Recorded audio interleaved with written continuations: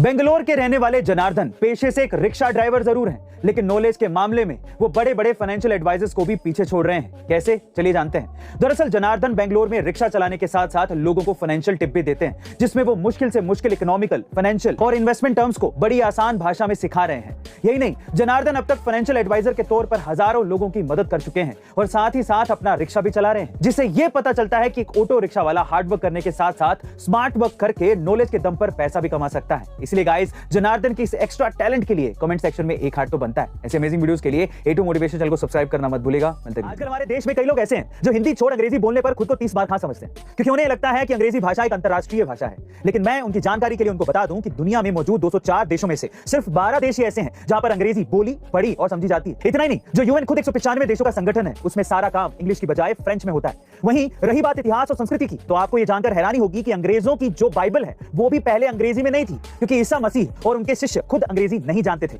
उनकी भाषा अरमिक थी और उन्होंने इसी भाषा में बाइबल को लिखा था। और अगर आप अरमिक भाषा की लिपि को ठीक से पढ़ेंगे तो आपको पता चलेगा कि यह भाषा हमारी बंगला भाषा से मिलती जुलती है। मतलब कि जिस अंग्रेजी का ना तो कोई इतिहास है, ना ही वर्तमान, जिसे पूरी दुनिया में कुछ देशों में ही बोला जाता है, उस अंग्रेजी भाषा को बोलने पर हम लोग खुद को प्रोफेशनल समझते हैं। गाइस, ये कहां तक जायज है, कमेंट सेक्शन में जरूर लिखिएगा और ऐसे अमेजिंग इंफॉर्मेटिव वीडियोस के लिए A2 मोटिवेशन चैनल को सब्सक्राइब करना मत भूलिएगा। इससे पहले BCCI ने भारतीय खिलाड़ियों की कॉन्ट्रैक्ट लिस्ट जारी कर दी, जहां कुछ खिलाड़ियों का तो प्रमोशन हुआ है, लेकिन कुछ की थोड़ी वाट लग गई। तो चलिए जानते हैं कौन से ऐसे खिलाड़ी हैं जो कि मालामाल हुए।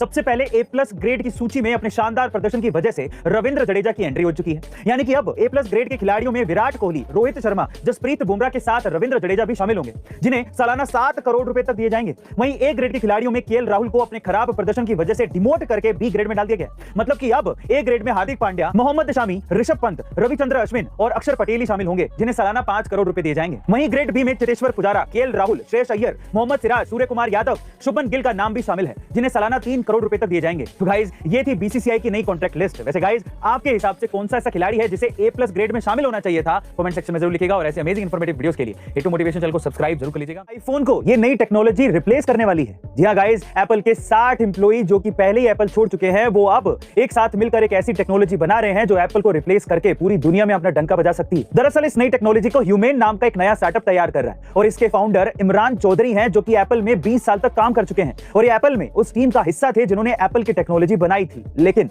अब कहा यह जा रहा है कि इमरान और उनकी पूरी टीम एक नई टेक्नोलॉजी तैयार कर रही है जहां आप किसी भी सरफेस को मोबाइल डिस्प्ले बना सकते हैं। यानी कि अगर आप अपने घर की दीवार पर भी मोबाइल का यूज करना चाहते हो तो वो दीवार ही आपका डिस्प्ले बन जाएगी। है ना कमाल की टेक्नोलॉजी। वैसे गाइस, अगर ये टेक्नोलॉजी मार्केट में आती है तो क्या ये एप्पल को रिप्लेस कर पाएगी? आपको क्या लगता है, कमेंट सेक्शन में जरूर लिखिएगा और ऐसी अमेजिंग इंफॉर्मेटिव वीडियोस के लिए A2 मोटिवेशन चैनल को सब्सक्राइब जरूर कर लीजिएगा। मिलता है। इंडिया से ही निकल कर आती हैं, ठीक है। और ये इंडिया और इंडियंस का दुर्भाग्य समझ लीजिए कि वो समझते तब है जब इसमें विदेशी ठप्पा लग जाता है, ठीक है। अब आपको पता होगा कि हमारी महिलाएं या हम लोग सदियों से उपवास और व्रत करते चले आए हैं, ठीक है। किसी तीज का व्रत करते हैं, करवा चौथ का व्रत करते हैं, हनुमान जी के नाम पे मंगलवार का व्रत कर लिया। पर जब 2016 में योशोनोमी नाम के शायद कोई बायोलॉजिस्ट थे, उन्होंने इंटरमिटेंट फास्टिंग का एक पेपर रिसर्च वर्क लिख दिया, उनको नोबेल पुरस्कार मिल जाता है। और उसके बाद आज हमारी जनता कहती है कि अरे वाह, इंटरमिटेंट फास्टिंग से वेट लॉस होता है, हेल्थ अच्छी रहती है। अरे भाई, सदियों से बोला जा रहा था व्रत रखो, उपवास रखो।